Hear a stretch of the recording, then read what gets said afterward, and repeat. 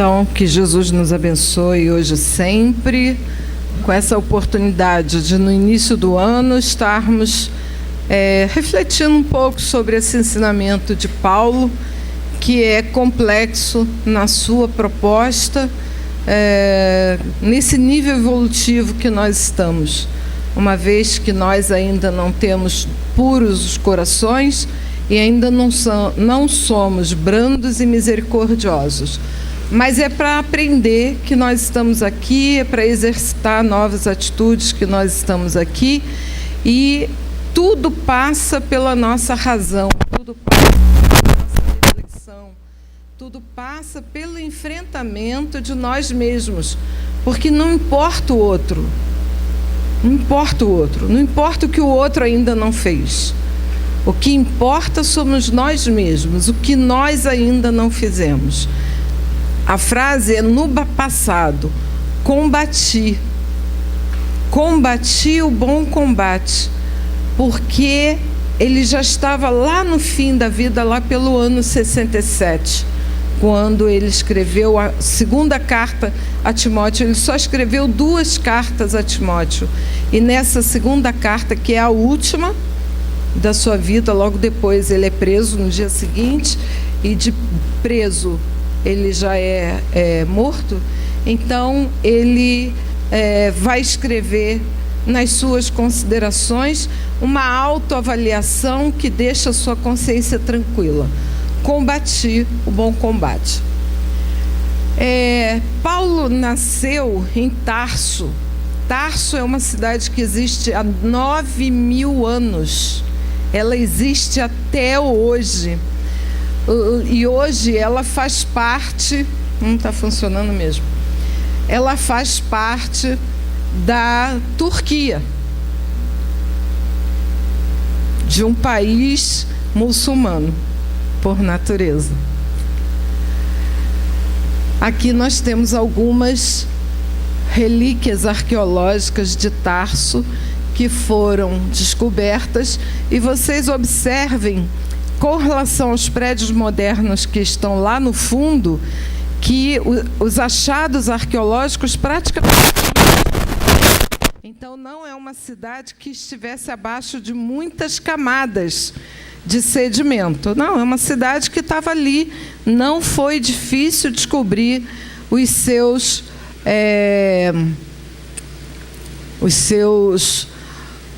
restos, né? Então, ali em cima, na primeira foto, são algumas construções. Aqui é o portal de Cleópatra. Cleópatra também viveu nessa cidade. E aqui, na última foto, uma rua romana.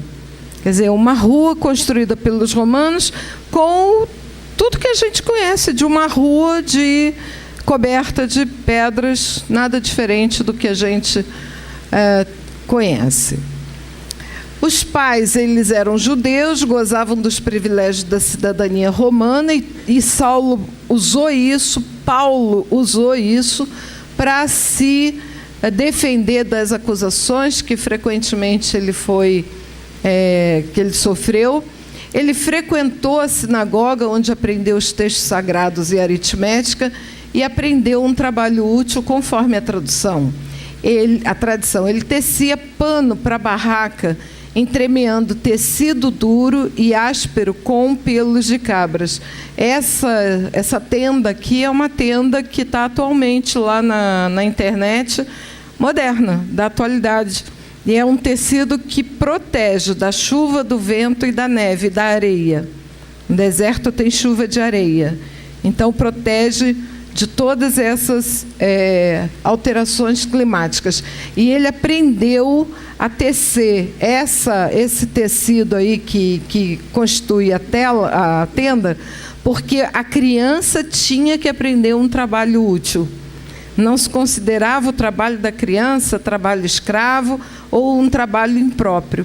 A criança tinha que aprender um trabalho útil. Eu já usei ali a palavra Saulo. Paulo de Tarso, ele nasceu Saulo. E a referência a Tarso é por causa da cidade. Na adolescência, ele seguiu para Jerusalém, onde se tornou discípulo do grande Gamaliel, no templo de Salomão, preparando-se para ser um devoto rabino. Quer dizer, ele se preparou para ser um rabino. Ele era eloquente, ele era argumentativo, ele era extremamente inteligente, ele conhecia as tábuas da lei, ele era defensor de Moisés e ele era absolutamente sincero em tudo o que ele fazia. O que ele fazia porque ele acreditava que era o certo, que era o mais honesto, que era o mais leal. Adulto, ele defendeu Moisés com sinceridade extrema e deflagrou a perseguição aos cristãos. Porque os cristãos, eles estavam contra Moisés, nos hábitos, na cultura, nos valores, nas atitudes. Os cristãos logo se mostraram diferentes na sua vestimenta, por exemplo. Um cristão não se vestia como um fariseu. E isso trazia uma ofensa aos doutores da lei. Para quem nunca viu essas imagens elas foram produzidas pelo Mozart Couto, né? Num projeto Imagem de São Paulo, que é um artista que diz que não desenha mediunicamente. Se ele desenhasse mediunicamente, imagina como é que seria, né? Mas ele conseguiu ilustrar toda a obra Paulo Estevão, que é a obra que a gente está utilizando para fazer essa palestra para vocês. O Saulo, ele considerou a laptação do jovem Estevão seu primeiro grande triunfo contra o Nazareno. Saulo tinha uma noiva chamada Abigail, e Abigail tinha um irmão chamado Estevão. E, sem saber que Estevão era irmão de Abigail, o Estevão se tornou cristão, pelas atitudes, não afrontando deliberadamente para agredir ninguém, mas para se posicionar como cristão, ele foi condenado a ser lapidado, e daqui da lapidação ele desencarnou. Mas Saulo achou que isso foi uma vitória.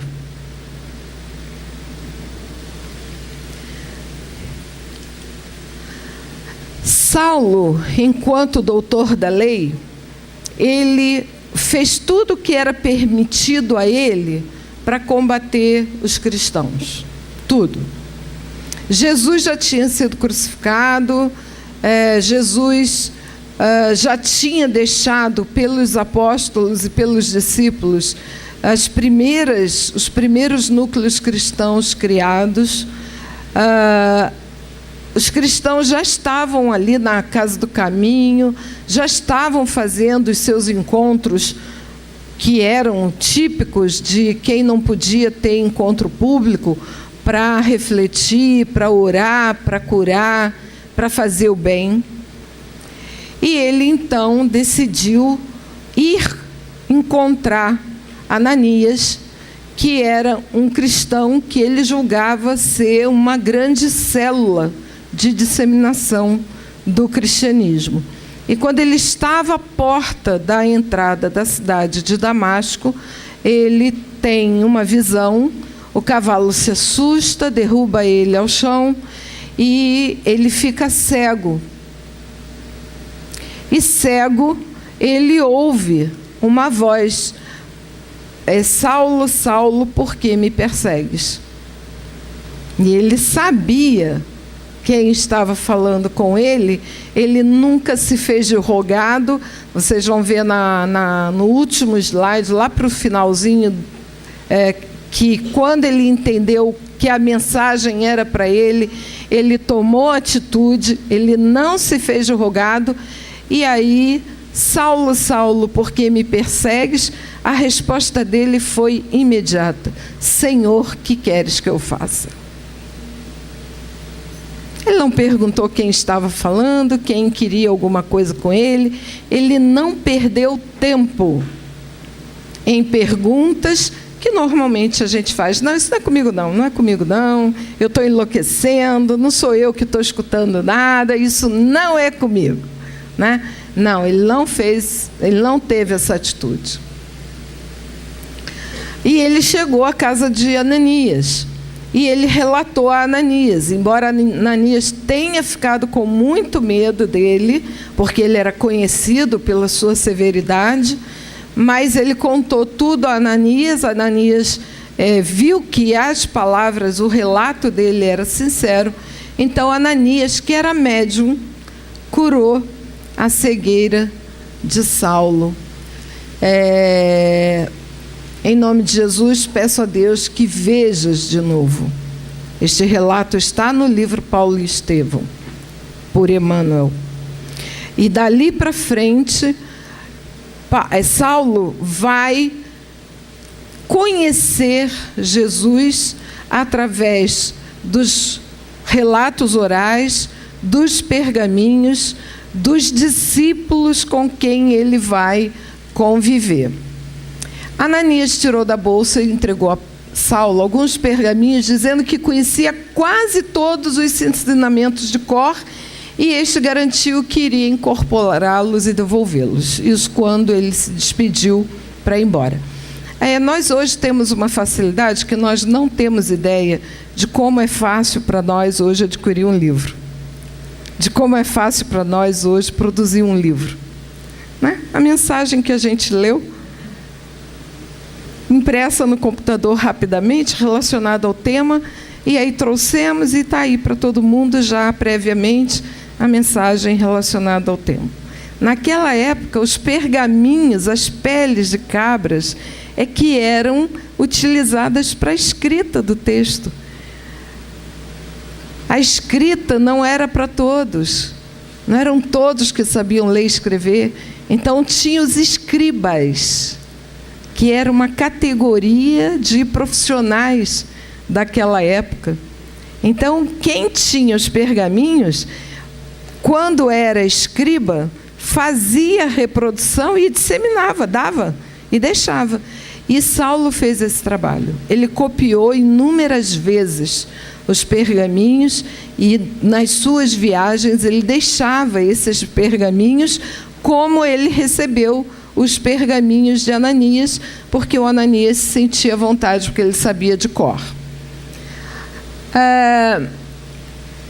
Quando ele saiu de Damasco, ele vai ao templo e, em tom solene, anuncia pela primeira vez que vinha falar sobre as verdades da nova revelação, apontando Jesus como Messias prometido, e narrou a todos, entre lágrimas, sua visão às portas de Damasco. E aí vocês adivinhem o que foi que aconteceu. Não só ele foi induzido à expulsão, como ele foi considerado louco.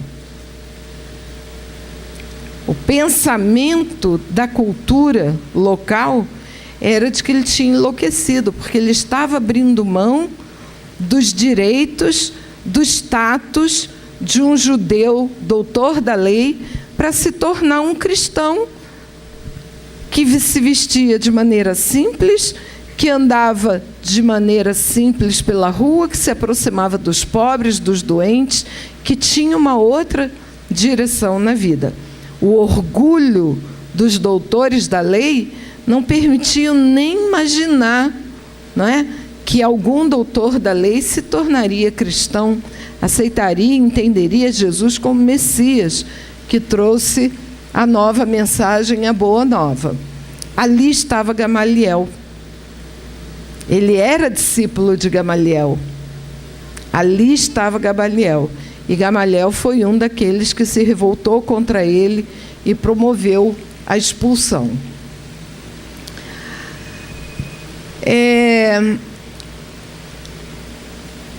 Ele teve um novo encontro.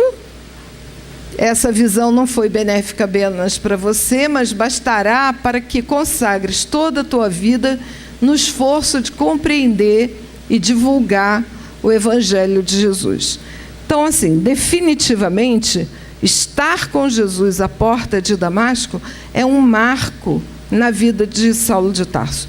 Mesmo que ele ainda não conhecesse os pergaminhos, os ensinamentos, o evangelho, as anotações que já tinham sido feitas pelos discípulos, ali estava um demarcador de vida. Dentro de Jerusalém, ele encontrou dificuldades e ele não podia ficar lá. Então, ele, já com os cristãos, ele pediu ajuda para sair de Jerusalém. Mas ele não podia sair pelos portões que eram o caminho certo, né? Então, disseram a ele que ele fosse na casa de uma lavadeira, que essa lavadeira tinha um irmão e que o irmão ia ajudá-lo a sair de Jerusalém. E é assim que ele sai de Jerusalém, num cesto que é puxado até o alto do muro, e ele pula o muro e sai de Jerusalém sem ser visto durante a madrugada. Certamente, se ele fosse lá pelo portão, por um dos portões principais, ele não teria saído. A viagem a pé até Jerusalém demorou vários dias. Ali era Damasco, não era Jerusalém ainda. A viagem a pé até Jerusalém demorou vários dias e Saulo chegou extenuado, faminto, adoentado e resolveu então se dirigir à Casa do Caminho.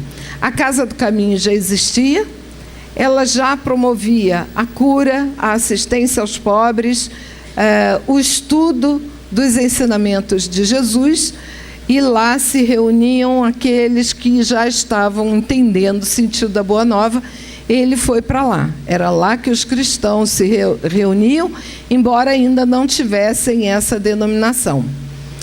Concordando com as ponderações do apóstolo Saulo, decidiu voltar a Tarso e procurar seu velho pai, na esperança de que o mesmo compreendesse e o ajudasse naquele início de vida. Porque os próprios discípulos, Pedro, Tiago, Silas, Lucas, todos eles, Filipe, todos eles não aceitaram de bons olhos inicialmente a chegada de Saulo. Ele era um doutor da lei. Quem garantia que atrás dele não viriam os soldados? Não viriam aqueles que iriam prender a todos? Somente essa conversão dele, física, visível, na atitude, no vestuário, nos modos, não falar com arrogância, se colocar de maneira mais humilde nas atitudes, é que foi mostrando a Pedro e aos demais que ele havia mudado.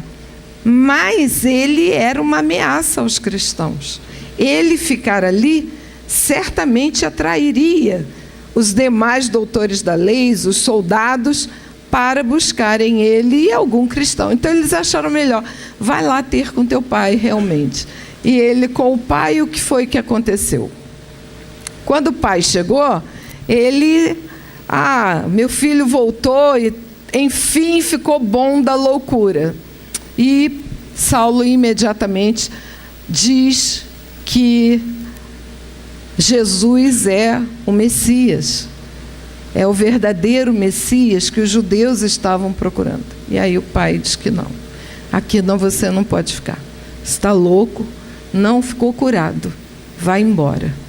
Mas ele deixa, quando ele desencarna, a fortuna para Saulo de Tarso. Então vai ter um momento na vida dele que ele vai utilizar essa herança a benefício dele mesmo, para ele poder sobreviver. Ele, cansado, se afastou da cidade. Não tinha aonde dormir, não tinha lugar do quarto, não tinha onde dormir, não tinha uma tenda. Então ele foi procurar uma gruta.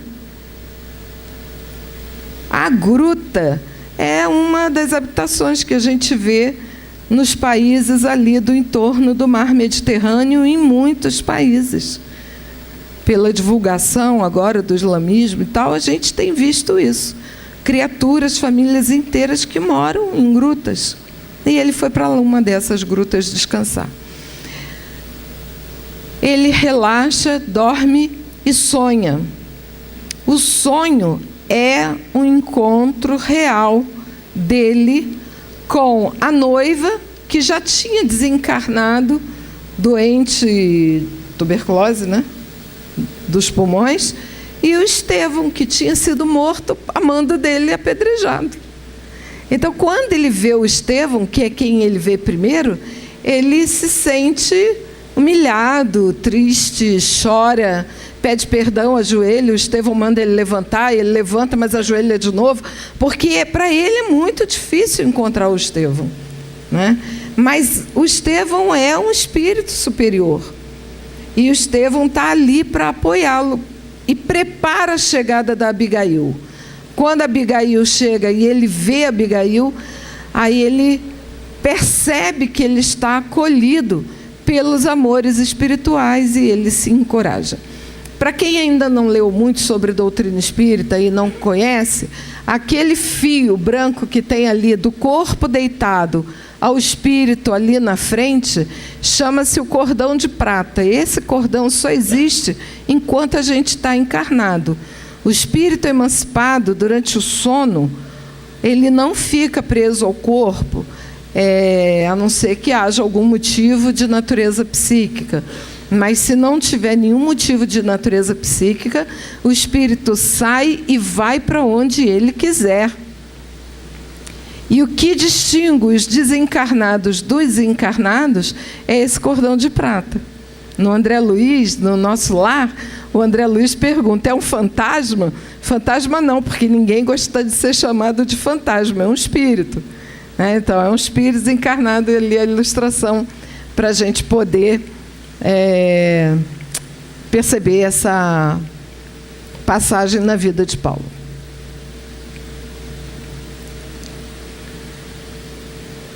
E ele, então, encontra Abigail. E que fazer para adquirir a compreensão perfeita dos desígnios do Cristo? O que fazer para a gente entender os ensinamentos de Jesus? Ama, trabalha e espera. Isso serve para a gente também, hein? Nós também estamos aí na fila do amar, do trabalhar e do esperar. Ai, mas eu não tenho paciência para esperar. Esse é um dos motivos pelos quais a gente tem que amar e trabalhar. Porque quem trabalha, o tempo está ocupado. Ai, mas acontece que o tempo passa rápido, no instante acaba o dia, ou então o outro. Nossa, mas eu trabalhei o dia inteiro e parece que o dia não acabou. Vamos refletir sobre o nosso trabalho. Qual é o trabalho que nós estamos realizando? É o trabalho que a gente precisa fazer? Então, ele é uma bênção, vamos agradecer. É um trabalho que não está trazendo condições úteis para a gente poder melhorar a nós mesmos? A gente pode mudar de trabalho. Não tem ninguém, a gente não é obrigado a ficar ali preso àquele tipo de trabalho. Ah, não, mas eu sou formado e tenho diploma. Ninguém é obrigado a ficar preso ao mesmo diploma durante 30, 40 anos na vida. A gente pode procurar felicidade no trabalho profissional que a gente realiza. Mas, para isso, a gente tem que ter a coragem de enfrentar a estrutura social que a gente vive. E esperar. Esperar, porque tudo faz parte da nossa necessidade de evolução. E aí ele pergunta a ela, como conciliar as grandiosas lições do Evangelho com a indiferença dos homens? Ele, enquanto doutor da lei, não conhecia a indiferença. Quando ele chegava numa sinagoga e ele ia fazer uma explanação, todos paravam para ouvir. Exatamente porque a fala dele era eloquente, era uma argumentação lógica, era uma argumentação justa, culta. E como cristão, o que ele está recebendo? Dos pares cristãos e dos pares judeus. A indiferença. Os judeus porque ele enlouqueceu. E os cristãos porque não acreditam ainda na transformação moral dele. Então é só a indiferença. Então o que fazer para ganhar a credibilidade deles? Perdoa.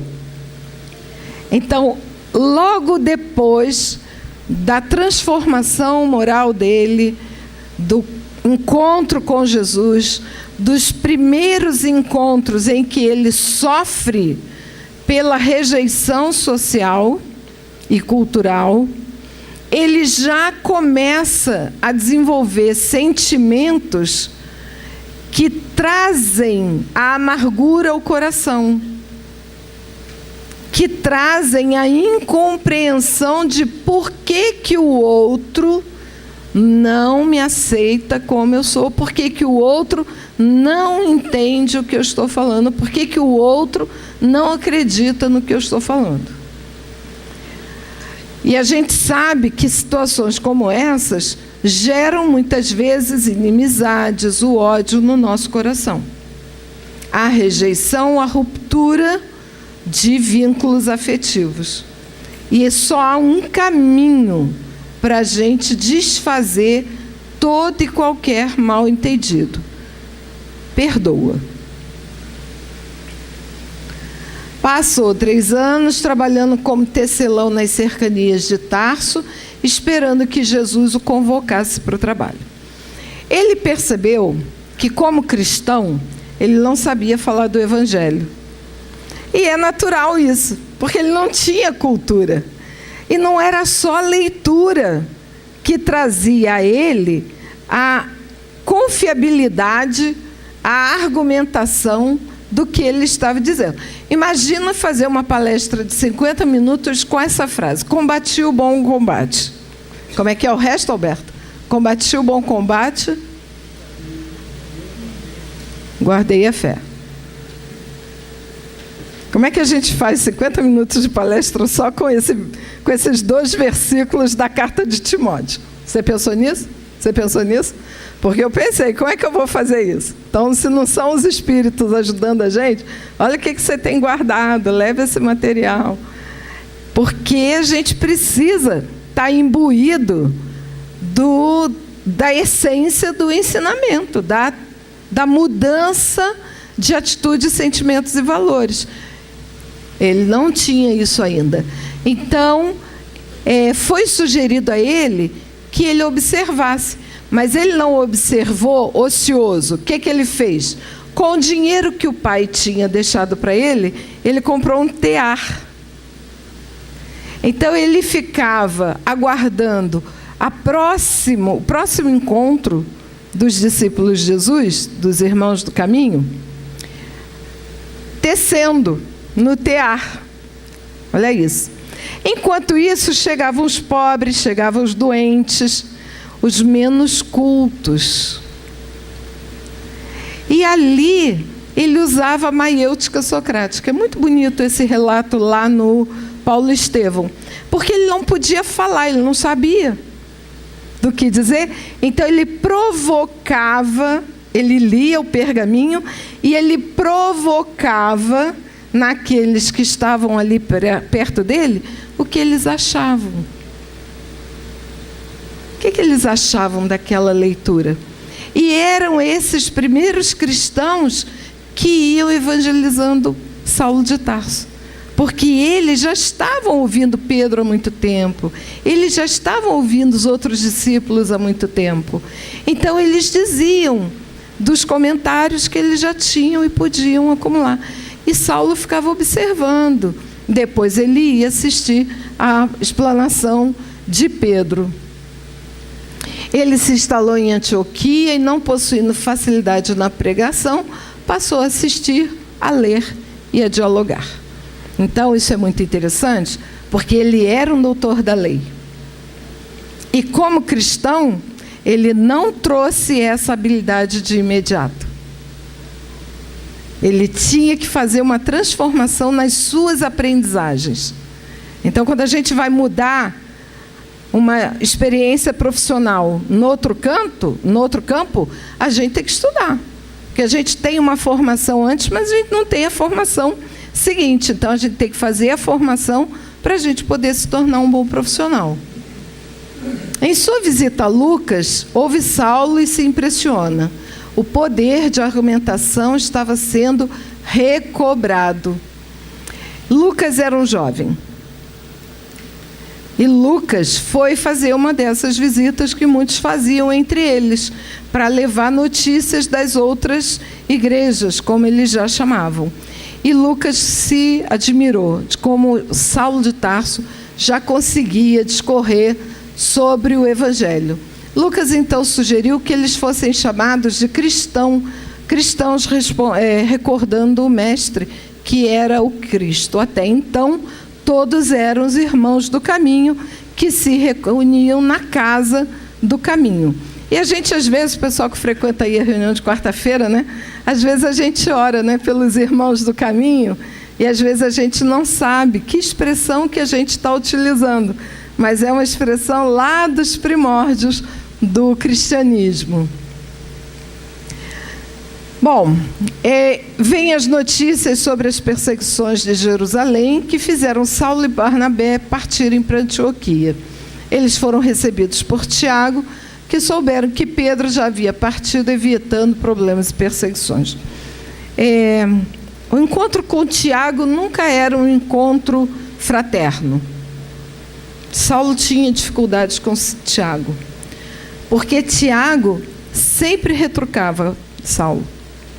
Saulo, quando se tornou cristão, imediatamente ele entendeu a posição dos judeus que questionavam a circuncisão. A circuncisão era uma prática cultural dos judeus. Quem não era judeu não fazia circuncisão. E era entre eles, o povo, eram excluídos, eram vítimas de preconceito. Porque não tendo aquela cultura, eles não seguiam os ritos no templo, e um dos ritos era a circuncisão. Mas Saulo, quando se tornou cristão, ele passou a entender isso. Ele não achava que todos eram obrigados a fazer a circuncisão. Ele não achava que todos tinham que deixar de comer esse ou aquele animal, porque esse ou aquele animal era impuro. Ele passou a entender a cultura dos grupos, que eram grupos que tinham culturas diferentes. Mas Tiago não. Tiago era um judeu. Ele trazia todas aquelas características ainda arraigadas no sentimento e nas atitudes, embora ele fosse cristão. Então, era muito difícil para o Tiago ver Saulo ali naquele novo momento da vida dele.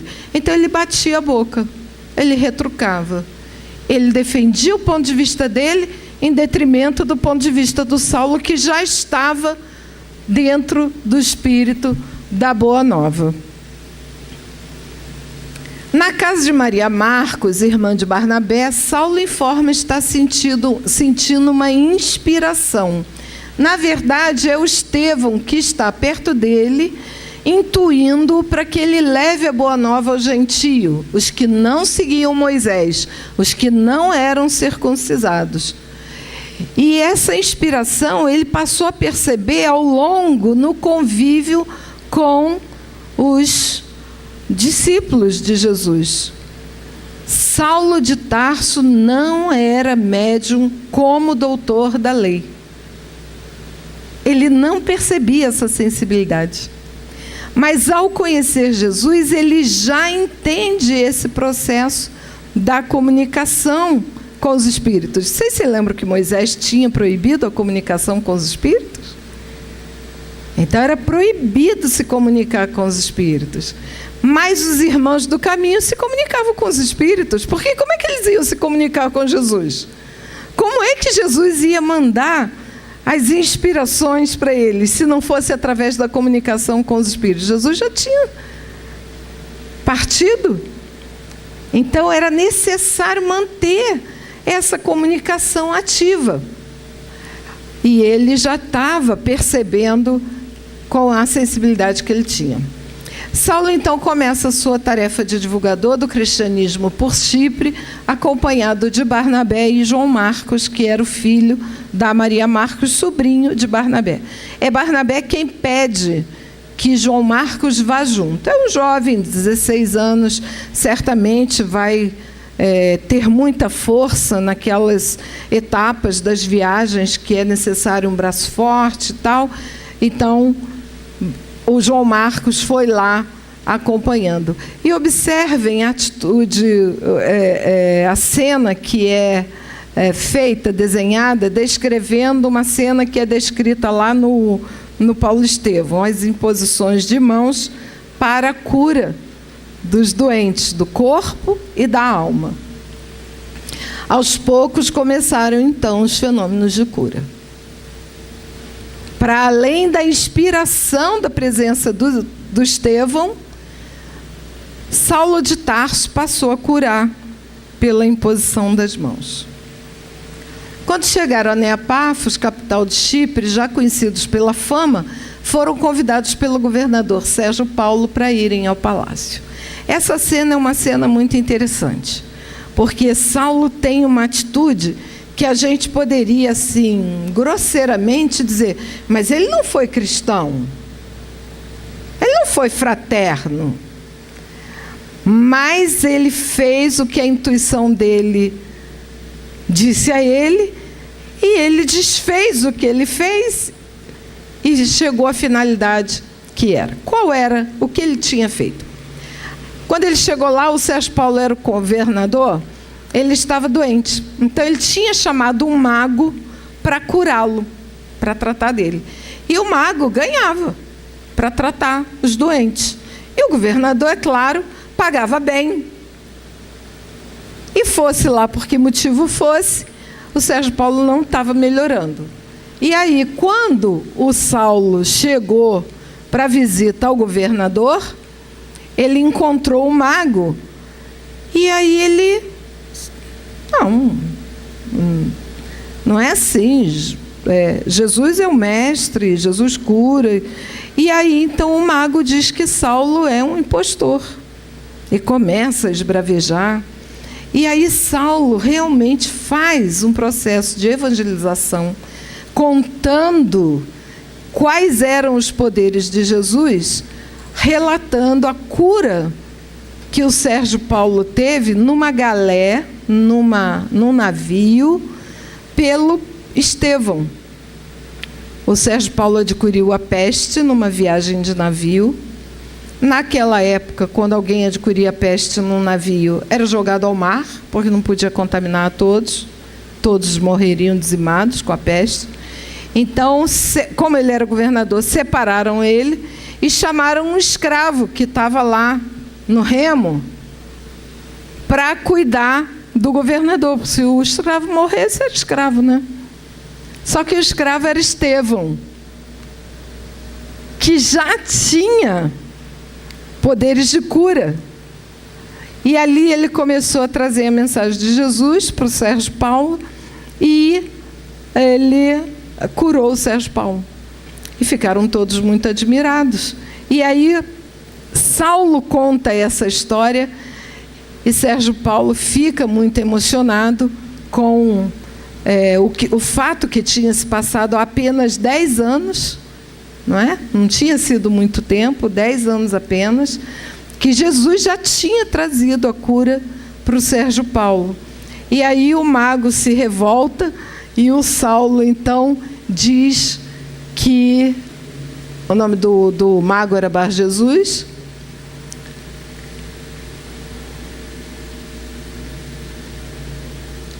O Saulo deixa o Bar Jesus cego por 4 horas. Então, já que você está dizendo que eu sou um impostor, um mentiroso, vou deixar você da mesma maneira como eu fiquei quando encontrei Jesus e que me fez despertar a razão.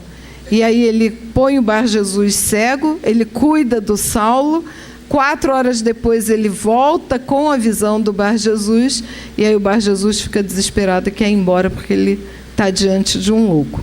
Mas o que ele tinha que fazer ali com o Sérgio Paulo, ele faz, que era tratar da saúde do governador. Então, voltando à tenda, cansados, Barnabé reconhece a missão de Saulo, que Saulo tem pela frente. Barnabé sempre tinha ainda uma dúvida, mas depois de tudo que aconteceu na casa de Sérgio Paulo, ele já ficou convencido de que Saulo tinha uma missão. E aí ele diz para Saulo que dali para frente ele deveria considerar-se numa nova vida. Saulo decide então mudar de nome e os escritos atribuem a homenagem a Estevão, porque Estevão morreu lapidado por ordem de Saulo, mas foi Estevão quem curou Sérgio Paulo.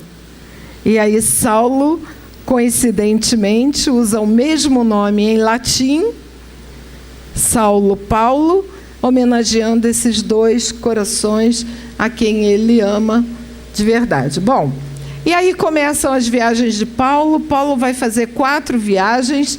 Vocês imaginem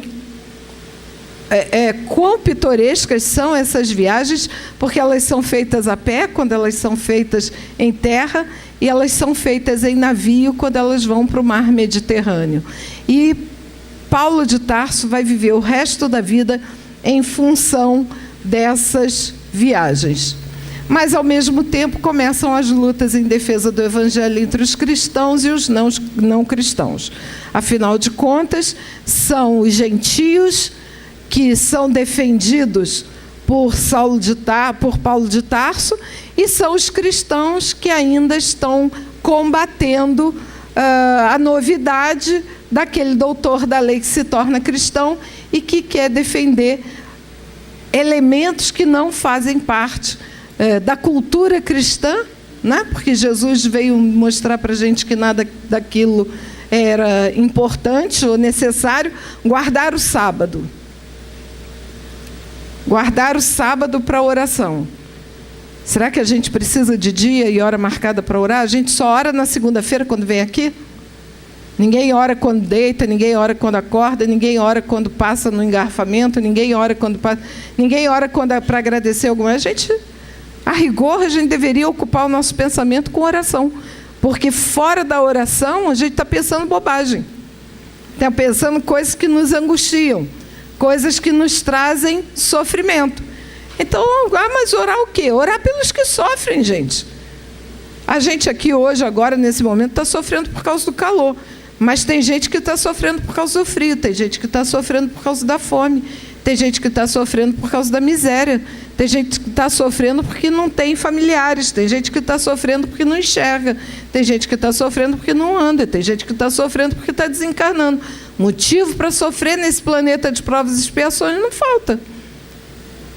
E nós estamos aqui, com a nossa saúde preservada, sentadinhos, porque queremos, com a nossa consciência lúcida, graças a Deus, e poderíamos estar ocupando nosso pensamento de maneira útil em função do próximo.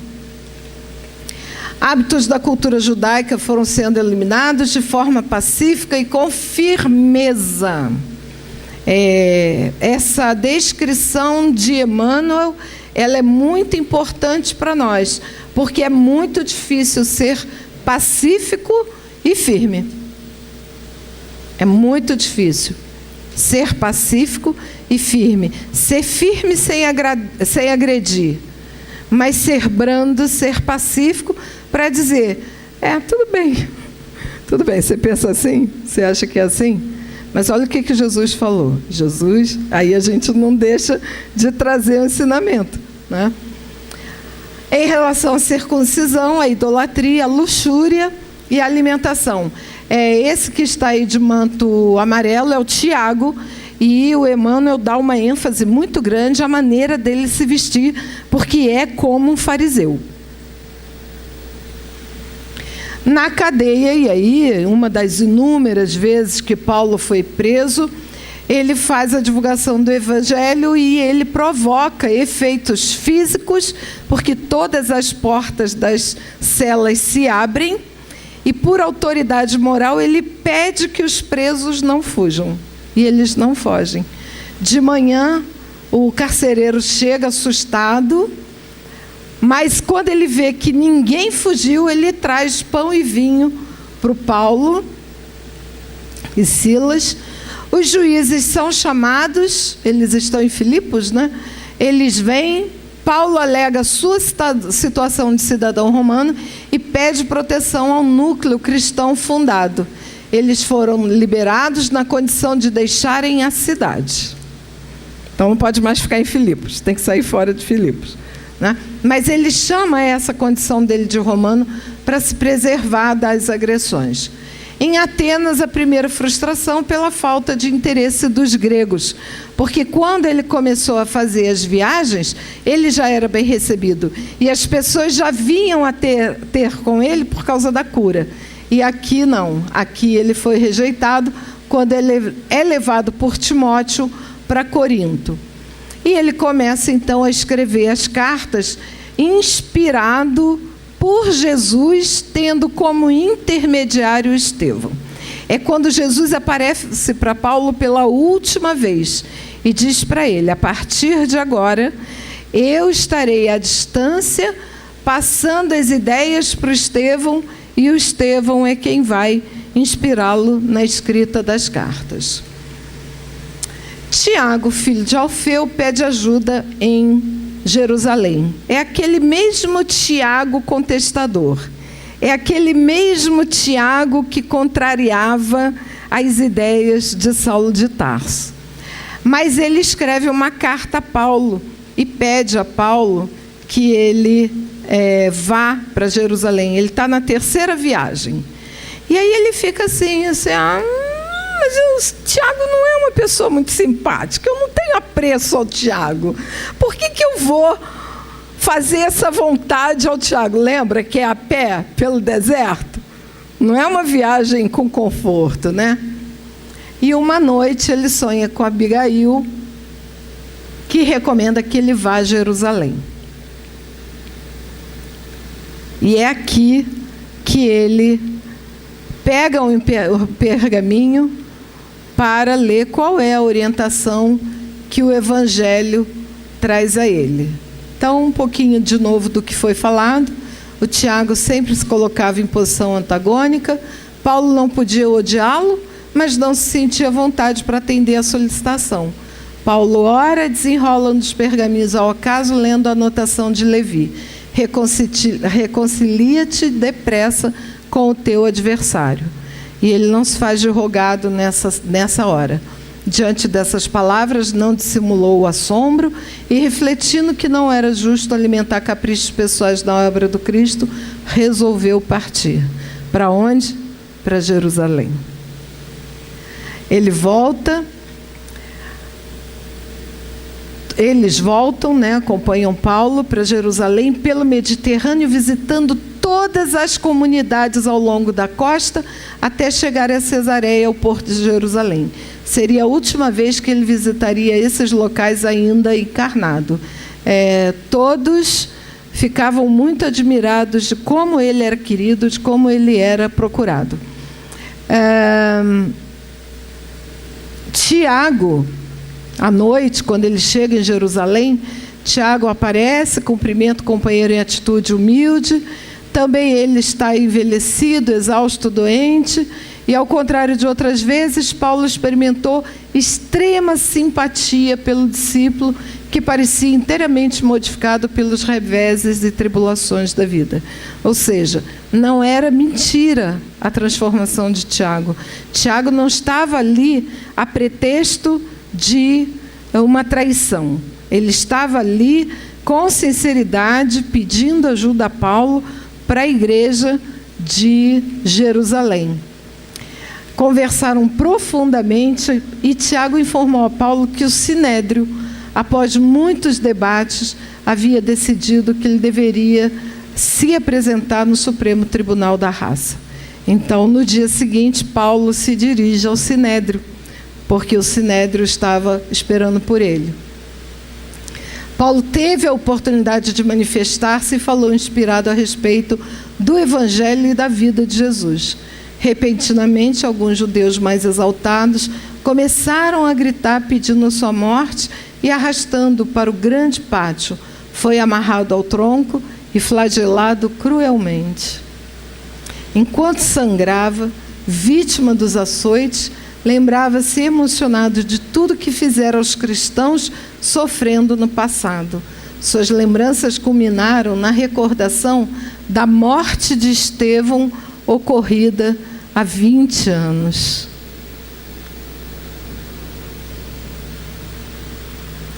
Paulo teria sido morto se Lucas, percebendo a gravidade da situação, não tivesse apelado para um tribuno militar que imediatamente organizou um grupo de soldados que arrebataram Paulo à multidão de Jerusalém, levando a Cesareia, onde se encontrava o governador.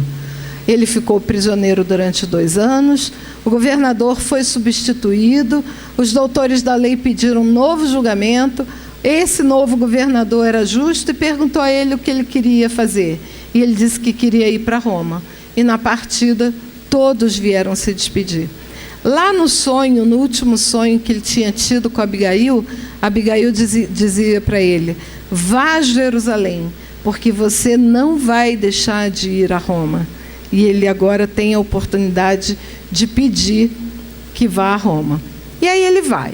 Parece notícia do Jornal Nacional de hoje. Ele entra num navio grande, com excesso de bagagem, e 276 pessoas, prisioneiros. Parece navio italiano, quer dizer, navio árabe, de qualquer um daqueles países ali, indo para a Itália, tentando entrar no país. E para onde que Paulo está indo? Para a Itália, né? Que ainda não se chama Itália, né? Ele está indo para Roma. Mas ele está indo para o mesmo país que hoje os exilados dos seus países árabes procuram. Muito bem. Na verdade, ao sair... Agora resolveu funcionar. Na verdade, ao sair, Paulo sugere ao comandante do navio que não vá, que espere. E o comandante do navio vai dar ouvido ao prisioneiro? E ele diz isso mesmo: vou dar ouvido ao prisioneiro, vamos embora, leva todo mundo. E logo nos primeiros dias de viagem, o tempo que estava ótimo mudou e veio um furacão. E eles ficaram durante 2 semanas em função dos ventos do furacão. Só que quando passou o furacão, eles já estavam perto da ilha de Malta.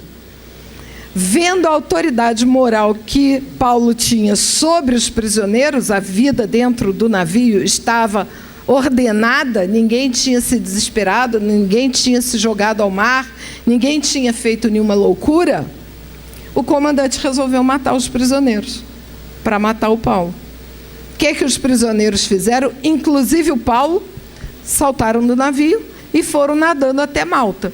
Quando chegaram em Malta, os primitivos da ilha acharam aquilo o máximo, né? Os deuses, imagina, esses homens são milagrosos, porque conseguiram nadar nesse mar bravio, provavelmente ainda com algum resíduo de vento, e chegar aqui, sobreviveram ao mar. E lá, como Paulo já tinha essa soberania moral sobre os presos, eles já acatavam, seguiam a orientação. Então a vida era ordenada. Paulo foi mordido por uma cobra e esperavam que ele morresse. E ele não teve nem febre, não sentiu nada. Então aí que os nativos continuaram valorizando e respeitando Paulo, e a população vizinha passou a tomar conhecimento de que ali tinha uma pessoa que o curava. E as pessoas vinham. E ele, que tinha que chegar a Roma para encontrar o governador, ele estava em Malta recebendo doentes e curando. Então ele é orientado: devemos ir, precisamos ir. Ele chega a Roma, esperando um julgamento. Mas, enquanto isso, ele continuava trabalhando na divulgação. Redigia as cartas para as comunidades distantes e pregava no Evangelho. Depois de 2 anos em Roma, ele havia curado um funcionário do alto governo de Nero e foi autorizado a sair do quarto que ele havia alugado para viver em Roma, para fazer o que quisesse. Então, ele passou a visitar as comunidades cristãs em Roma, fazendo o que ele fazia: curando, escrevendo os pergaminhos, as cartas, divulgando o Evangelho. O Nero, que já estava querendo mexer ali com o povo, mas ele queria mexer com o povo de uma maneira que o povo o idolatrasse, planejou o incêndio de Roma. Saiu de Roma provocou um incêndio, chamaram ele e ele veio como grande salvador da pátria, da população. E aí ele pergunta: quem fez isso, né? E aí o povo gritava: cristãos às feras. E as primeiras prisões foram realizadas porque o povo declarou que quem ateou fogo em Roma foram os cristãos.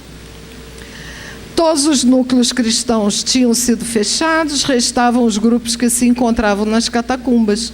E Paulo pregava numa delas quando foi preso. Como romano, foi levado a Nero. E Paulo impressionou o imperador e fora libertado mais uma vez. Sozinho com Lucas, ele escreve a segunda epístola a Timóteo. Pede para que João Marcos venha ter com ele para ajudar na divulgação do Evangelho. Mas Paulo sabia que a sua tarefa estava chegando ao fim. No livro Palavras de Vida Eterna tem a mensagem que nós lemos aí no início da reunião. Vamos lê-la de novo para a gente ver o sentido que essa mensagem traz para nós. É o mesmo Emmanuel que psicografou o livro Paulo e Estevão através do Chico, que contou a história de Paulo e Estevão. E vejam que coisa maravilhosa. Pela ciência atual, pelas pesquisas que foram feitas, essa deve ser a imagem do rosto do Paulo de Tarso. E foi descoberto um sarcófago que atribui-se esse sarcófago a Paulo de Tarso. O Vaticano já fez o rastreamento por raio-x, já sabe o que tem dentro do sarcófago. Tem ossos, tem panos, tem mais alguma coisa, e no sarcófago tem 3 furos, que a cultura da época costumava fazer para fazer amuleto. Então, são 3 pedaços que foram tirados do mármore, redondinhos, que alguém lá do tempo utilizou e que o Vaticano não autorizou a abertura, mas já tem essa relíquia à disposição. Essa pesquisa foi feita na Alemanha. No bom combate. Combati o bom combate, acabei a carreira. No dia seguinte da escrita dessa epístola, ele foi preso e crucificado. Guardei a fé. Nas lides da evolução, há combate e bom combate. No combate, visamos aos inimigos externos, brandimos armas, inventamos ardis, usamos astúcias, criamos estratégia e, por vezes, saboreamos a derrota de nossos adversários, entre alegrias falsas, ignorando que estamos dilapidando a nós mesmos. No bom combate, dispomos-nos a lutar contra nós próprios, assestando baterias de vigilância em oposição aos sentimentos e qualidades inferiores que nos deprimem a alma. O combate jumba-nos o coração à crosta da terra e em aflitos processos de reajustes na lei de causa e efeito. O bom combate liberta-nos o espírito para a ascensão aos planos superiores. Paulo de Tarso, escrevendo a Timóteo, nos últimos dias da experiência terrestre, forneceu-nos preciosa definição nesse sentido. Ele que andar em combate até o encontro pessoal com Cristo, passou a viver o bom combate desde a hora de entrevista com o Mestre. Paulo de Tarso, escrevendo a Timóteo nos últimos dias da experiência terrestre, forneceu-nos forneceu-nos preciosa definição nesse sentido. Ele que andar em combate até o encontro pessoal com Cristo, passou a viver o bom combate, está repetido esse parágrafo, desde a hora da entrevista com o Mestre. Até o caminho de Damasco estiver em função de louros mundanos, ávido de dominações transitórias, Mas desde o instante em que Ananias o recolheu, enceguecido e transtornado, entrou em subalternidade dolorosa. Incompreendido, desprezado, apedrejado, perseguido, encarcerado várias vezes, abatido e doente, jamais deixou de servir à causa do bem que abraçara com Jesus, olvidando males e achaques, constrangimentos e insultos.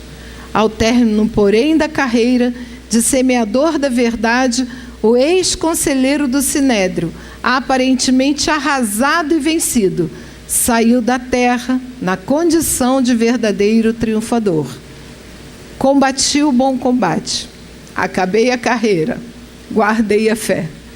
Que nós tenhamos a humildade de reconhecer quando estamos errados, quando precisamos nos transformar moralmente, nos fazermos humildes diante das situações mais difíceis, mais caras a todos nós.